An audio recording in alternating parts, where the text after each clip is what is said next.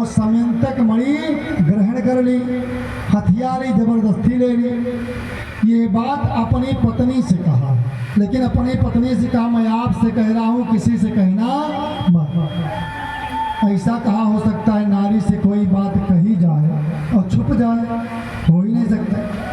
अपनी पत्नी से कहा द्वारिकाधीश श्री कृष्ण हमारे भाई प्रसेन को मार दिए और मार करके समयंतक मणि हथिया ली, ये बात आपसे कहता हूँ किसी से कहना मत। रोक दिए और चले गए भ्रमण करने के लिए। इतने में दाई आई उनके यहाँ बर्तन चौका करने के लिए, झाड़ू बहारू करने के लिए। जब झाड़ू बहारू बर्तन चौका हो गया तो दाई से रानी ने कहा, दाई सुनती हो, एक बात आपसे कहती हूँ लेकिन किसी से कहना मत। कहा क्या? नहीं कहूँगी, बहुत विश्वास दिलाया।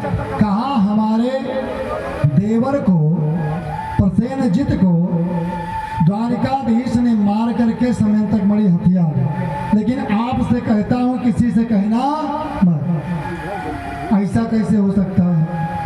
दाई एक घर से दूसरे घर, दूसरे घर के तीसरे घर, तीसरे घर से चौथे घर, चौथे घर से पूरे द्वारिका में बात फैल गई कि द्वारिकाधीश श्री कृष्ण ने प्रसेनजित का वध करके समयंतक मणि हथिया।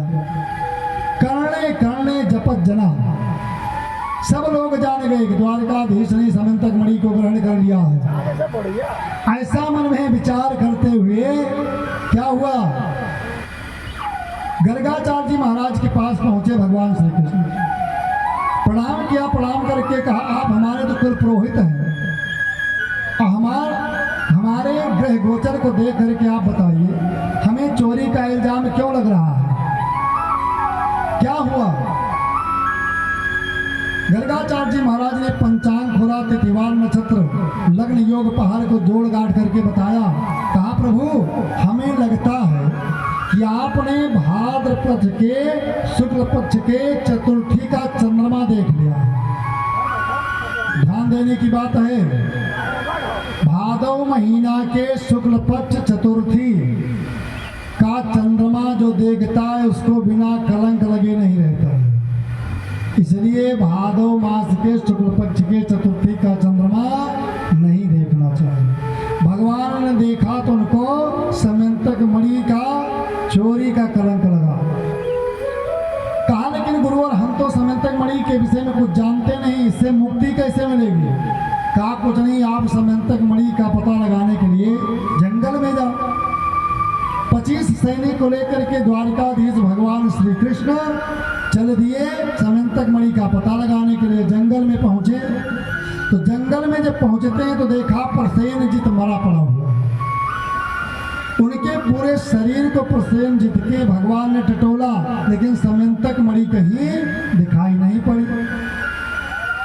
आगे जब दृष्टि डाली तो देखा एक सिंह के पदचिन्ह के निशान बालों में दिखाई पड़ रहे हैं। उन पदचिन्ह के निशान को देखते देखते भगवान और आगे गए। जब और आगे गए तो देखा एक सिंह मरा पड़ा हुआ। सिंह के पास भी भगवान देखा कहीं समयंतक मणि हो, लेकिन समयंतक मणि कहीं दिखाई नहीं पड़ रही है। ऐसा मन में विचार करते हुए भगवान जब आगे दृष्टि डाली तो देखा भालू के पैर के निशान दिखाई पड़ रहे हैं। भगवान भालू के पैर के निशान को देखते देखते और आगे बढ़े। जब और आगे बढ़े तो भालू के पैर के निशान एक गुफा की ओर जा रहे थे। भगवान गुफा के पास पहुंचे, पहुंच करके अपने सैनिकों से कहा कि तुम लोग यहीं पर रुको, मैं समयंतक मणि का पता लगाने के लिए जा रहा हूँ। हो सकता समयंतक मणि गुफा में हो। सैनिकों को वहीं गुफा के द्वार पर रोक दिया और कहा 15 दिन तक मेरा इंतजार करना। यदि हम 15 दिन तक वापस आ गए तो ठीक है, अन्यथा हमको मृत समझ करके जा करके सूचना द्वारिका में दे दे। सबको रोक करके भगवान चले गए गुफा में। गुफा में गए, 15 दिन तक सैनिक यहाँ पर भगवान का इंतजार करने लगे। जब गुफा में गए तो देखा उस समयंतक मणि से एक जामवंत की पुत्री जामवंती समयंतक मणि से खेल रही थी। भगवान ने समयंतक मणि छीन लिया और जैसे छीना तैसे जामवंती रोने लगी।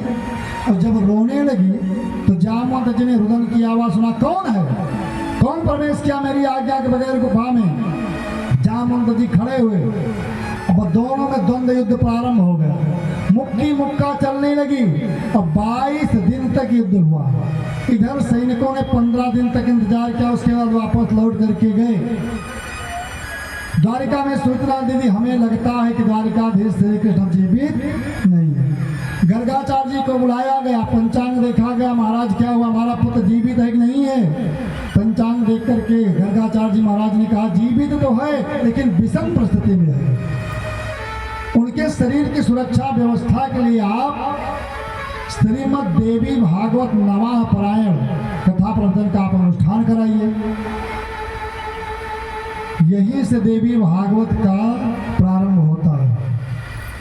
आज वही जो है गर्गाचार्य जी महाराज देवी भागवत नवाह यज्ञ का आयोजन किए और इधर 22 दिन तक जामवंत जी के साथ मुक्का मुक्की चली खो भगवान से और सेवक से।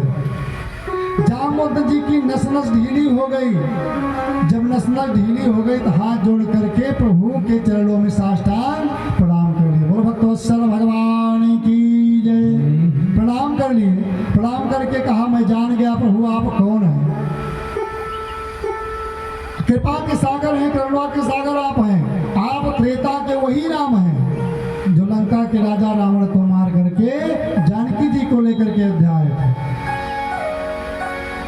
जान गए तो जामवंत जी को भगवान ने अपने हृदय से लगाया। बोल वृंदावन बिहारी लाल की जय। जब हृदय से लगाया, अब स्वामी और सेवक में युद्ध क्यों हुआ। भगवान राम जब रावण को मार करके आए, सारे बंदरों को इकट्ठा किया, सारे सैनिक इकट्ठा हुए, बांदरी सेना इकट्ठा हुए, तो भगवान ने कहा मांगो, तुम लोगों ने बहुत सहायता की, क्या चाहते हो हम सब कुछ आपको प्रदान कर देंगे। किसी ने धन मांगा, किसी ने घर मांगा, किसी ने पुत्र मांगा, किसी ने वैभव मांगा, किसी ने वस्त्र मांगा, बहुत कुछ मांगा। और जामवंत जी किनारे बैठे थे। कहा महाराज आप भी कुछ मांग लो, क्या चाहते हो, आप तो बहुत बुद्धिमान हो। कहा प्रभु जो मैं मांगूंगा आप हमें दे सकते हो।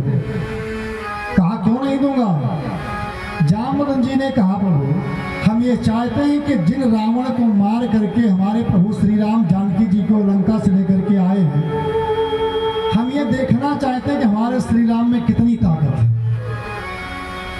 हम चाहते हैं कि हम और आप दो दो हाथ कर लेते तो बड़ा अच्छा था। इतना सुन करके राम जी स्वयं हाथ जोड़ लिए। कहा जामवंत जी इस त्रेता युग में ये काम नहीं हो सकता। क्यों। इसलिए नहीं हो सकता है कि इस समय हमारे समय मर्यादा का अवतार है और मर्यादा के अवतार में हम स्वामी और सेवक का युद्ध नहीं कर सकते।